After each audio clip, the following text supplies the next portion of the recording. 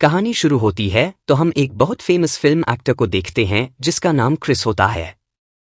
अब क्रिस अपनी girlfriend Ashley के साथ एक जगह बैठा होता है और वो एशले से कहता है कि मैं तुम्हें बहुत पसंद करता हूं, लेकिन अब हमें जिंदगी में आगे बढ़ना चाहिए। एशले को लगता है कि वो उससे शादी के लिए पूछने वाला है।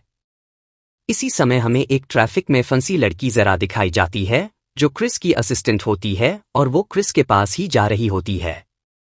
थोड़ी देर बाद वो वहां पहुंचती है और क्रिस को चुपके से एक गिफ्ट पकड़ाती है। क्रिस वो गिफ्ट एशले के सामने खोलता है और उससे कहता है, अब हमें ब्रेकअप कर लेना चाहिए, मैं काम में बहुत बिजी होता हूं और अब तुम्हें टाइम नहीं दे पाऊंगा। ये सुनकर एशले का मूड खराब हो जाता है और वो गिफ्ट लेकर वहां से चली जाती है और क्रिस भी जरा के साथ वहां से निकल जाता है।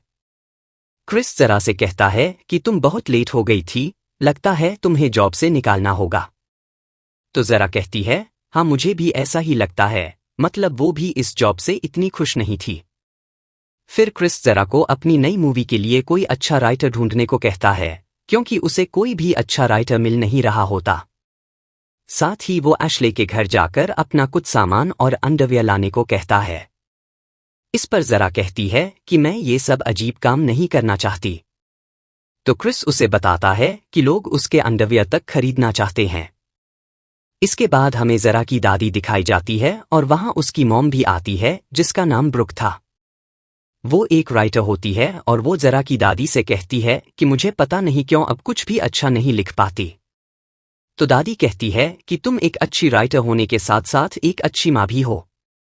हमें ये भी पता चलता है कि जरा के फादर इस दुनिया में नहीं है। फिर जरा घर आती है और अपनी माँ के पास जाती है जो बाहर बैठी होती है और वो अपनी माँ से कहती है कि मुझे पता नहीं कब अपनी लाइफ में कुछ कर पाऊंगी। तो उसकी माँ कहती है, क्रिस और वो तुम्हें अपनी नई कंपनी के लिए भी तो काम देने वाला था। जरा कहती है कि वो मेरे बारे में बस भूल जाता है और उसे कोई इंटरेस्ट नहीं है मेरे साथ कोई प्रोजेक्ट करने में। फिर जरा अपने रूम में होती है तो क्रिस की कॉल आती है कि तुम मेरे लिए मार्केट जाकर कुछ सामान खरीदो, क्योंकि मैं तो मार्केट जा नहीं सकता, वहां लोग इकट्ठा हो जाते हैं। और फिर सुबह 8 बजे मेरे घर आना। जरा सामान लेकर पहले अपनी दोस्त के पास चली जाती है जो एक अच्छी राइटर होती है। जरा उससे पूछती है कि क्या वो मेरे बॉस के लिए स्टोरी लिख सकती है, तो वो मना कर देती है। फिर जरा क्रिस के घर पहुंचती है लेकिन थोड़ी लेट होती है और क्रिस ने घर का पासवर्ड चेंज कर दिया होता है। फिर क्रिस उसे वॉइस मैसेज में कहता है कि जब तक तुम मुझे सॉरी नहीं करोगी मैं गेट नहीं खोलूंगा और अगर सामान भी नहीं लाई हो तो तुम्हारी जॉब गई। जरा वैसे ही उतरती है और उसके गेट पर चढ़कर घर में घुस जाती है और जाकर क्रिस से कहती है कि वो उसका सामान लेकर आई है लेकिन वो ये जॉब खुद ही छोड़ रही है। क्रिस जाकर उसे रोकता है और जरा कहती है कि मैं यहाँ प्रोड्यूसर बनने आई थी और तुम्हें मेरे काम की कोई कद्र नहीं है। वो बातें सुनाकर वहां से चली जाती है। जब वो घर पहुंचती है तो उसकी माँ उससे पूछती है, कुछ परेशान लग रही हो। जरा उन्हें सब कुछ शेयर करती है और कहती है कि मैंने क्रिस की जॉब छोड़ दी, लेकिन मुझे अब समझ नहीं आ रहा कि मैं क्या करूंगी। उसकी माँ कहती है, ये तुम खुद ही फैसला करो।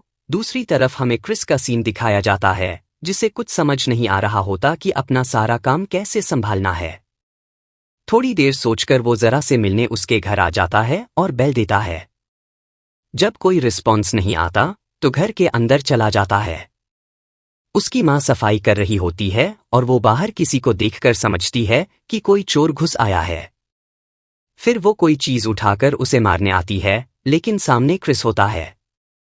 वो कहता है, मैं जरा से मिलने आया हूं। उसकी माँ बताती है कि वो बाहर गई है। फिर क्रिस पूछता है, क्या मैं यहाँ रुककर उसका वेट कर सकता हूं? तो वो कहती है, जरूर। उसके बाद वो ड्रेस चेंज करके क्रिस के पास बैठने आ जाती है और उसके बाद वो बातें करने लगते हैं। दूसरी तरफ हमें जरा का सीन दिखाया जाता है जो बाहर अपनी दोस्त स्टेला के साथ होती है और उसे अभी भी क्रिस के लिए एक स्टोरी लिखने के लिए मना रही होती है। उधर जरा की माँ क्रिस को अपनी लिखी हुई बुक्स दिखाने लगती है और बताती है कि वो एक राइटर है। उसके बाद वो लोग एक दूसरे को किस करते हैं और फिर इंटीमेट हो जाते हैं। जब जरा बाहर से घर आती है तो अपनी माँ को आवाज देकर उनके रूम में जाने लगती है और वहां बेड पर उन दोनों को बिना कपड़ों के देखकर जोर से चीख मारती है। जल्दी जल्दी में पीछे मुड़ती है और दीवार से सिर टकराकर बेहोश हो जाती है। अगले सीन में हम जरा को हॉस्पिटल में देखते हैं और उसकी माँ पास बैठी होती है। वहां जरा कहती है कि क्रिस उनसे उम्र में 20 साल छोटा है, तो वो ऐसा कैसे कर सकती है। लेकिन जरा की माँ उसे बताती है कि क्रिस सिर्फ 16 साल छोटा है, मतलब उन्हें भी क्रिस के साथ अच्छा लगा होता है। फिर वहां क्रिस भी आ जाता है, लेकिन जरा का मूड ठीक नहीं होता। फिर वो लोग घर पहुंचते हैं, जहां क्रिस जरा से कहता है कि मैं तुम्हें अपनी फिल्म का प्रोड्यूसर बनाना चाहता हूं। तो जरा कहती है, तुम पागल हो, अब लोगों को लगेगा कि तुम ये मेरी माँ के साथ रिलेशन की वजह से कर रहे हो। लेकिन क्रिस कहता है कि वो जरा के घर उसे यही कहने आया था। जरा मान जाती है और कहती है, लेकिन मेरी माँ के साथ दोबारा तुम कुछ भी नहीं करोगे। क्रिस प्रॉमिस करता है कि ऐसा कुछ नहीं होगा। फिर कुछ दिन बाद हम क्रिस को एक जगह फिल्म की शूटिंग करते हुए देखते हैं, जहां जरा एज अ प्रोड्यूसर काम कर रही होती है। फिर शूटिंग खत्म करके वहां से जाने लगता है और शाम को क्रिस जरा की माँ को मैसेज करता है और डिनर के लिए पूछता है। शुरुआत में जारा की माँ क्रिस के साथ डिनर के लिए मना करती है, लेकिन फिर एक अच्छी ड्रेस पहनकर डिनर पर पहुंच जाती है। वहां क्रिस उससे कहता है कि जो कुछ भी उनके बीच हुआ था वो अब दोबारा नहीं करेंगे, और जारा की माँ भी इससे अग्री करती है। इसके बाद दोनों और जगह घूमने जाते हैं और फिर एक दूसरे के करीब आने लगते हैं। वो इंटीमेट हो जाते हैं। जब जारा की माँ घर वापस आती है तो वो क्रिस का मैसेज पढ़कर स्माइल कर रही होती है। तभी जारा, जो सामने बैठी होती है, अपनी माँ से पूछती है कि कहाँ से आ रही हो। उसकी माँ बताती है कि वो क्रिस के साथ डिनर करके आ रही है।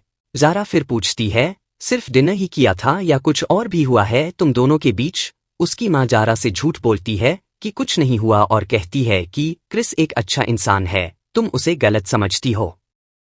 रात को देर से जारा अपनी फ्रेंड को फोन करके बताती है कि मेरी माँ क्रिस के साथ डिनर पर गई थी, लेकिन मुझे कैसे यकीन हो कि उनके बीच कुछ नहीं हुआ। दूसरी ओर जारा की माँ अपनी माँ से बात करती है और उसे बताती है कि उसने जारा से झूठ बोला है और इससे उसे बिल्कुल अच्छा नहीं लग रहा। इसके बाद क्रिस और जारा की माँ को फिर से एक साथ दिखाया जाता है, जो दोनों एक दूसरे का साथ एंजॉय कर रहे होते हैं। वो एक दूसरे के साथ रहकर अब काफी खुश थे।